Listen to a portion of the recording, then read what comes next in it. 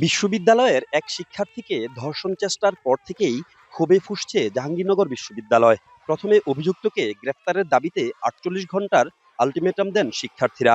তবে দৃশ্যমান অগ্রগতি না হওয়ায় শুক্রবার মধ্যরাত থেকে উপাচার্যের বাসভবনের সামনে জড়ো হন তারা।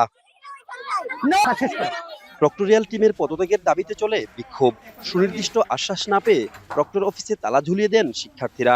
একই সঙ্গে প্রক্টোরিয়াল বডিকে অবাঞ্ছিত ঘোষণা করে রোববার থেকে প্রশাসনিক ভবন অবরোধের কর্মসূচিও দেওয়া হয়। ডিবি, পুলিশ, আর্মি সহ একটা আসামিকে খুঁজে বের করতে পারছে না। সেই জায়গায় আন্দোলনকারী শিক্ষার্থীদেরকে প্রক্টর বলেছেন, আমরা ষড়যন্ত্রকারী, তার বিরুদ্ধে ষড়যন্ত্র করছি। বর্তমান প্রক্টোরিয়াল বডিকে অবাঞ্ছিত ঘোষণা করেছি, প্রক্টর অফিসে তালা দেওয়া হয়েছে এবং আগামীকাল থেকে প্রশাসনিক ভবনের সব কাজকর্ম বন্ধ থাকবে। আমরা রেজিস্ট্রার বিল্ডিং অবরোধ করব। তবে শিক্ষার্থীদের তোপের মুখে পড়লেও সরাসরি ব্যর্থতার দায় স্বীকার করেননি প্রক্টর। অভিযুক্তকে আটকের বিষয়ে শিক্ষার্থীদের ধৈর্য ধরার কথা বলেন তিনি।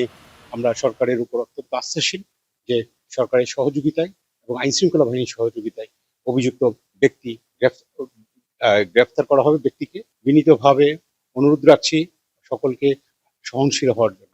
বিশ্ববিদ্যালয়ের উপাচার্য বলছেন, ধর্ষণ চেষ্টার ঘটনায় প্রক্টোরিয়াল বডির কোনো গাফুলিতে আছে কিনা তা তদন্ত করে দেখা হচ্ছে। ভাইস চ্যান্সেলর তো একটা প্রতিষ্ঠান, তিনি একটা নিয়মে চলেন, ফলে এ বিষয়ে আমি আন্দোলনকারীদের সামনে এই বাড়ির আঙ্গিনায় দাঁড়িয়ে ঘোষণা করার সুযোগ নেই। এ বিষয়ে দোষী গিয়ে সেটা সাব্যস্ত করা দরকার, এই জন্য আমি সময় চেয়েছি।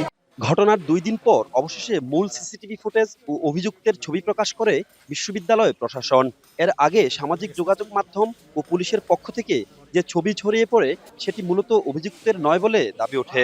তদন্তের মাধ্যমেই আসলে কে প্রকৃতপক্ষে এটা জড়িত, যে ভুল ছবি প্রচার করা, সেটা আমরা পাবো এবং তখন আমাদের আরো সহজ হবে যে দোষী চিহ্নিত করা।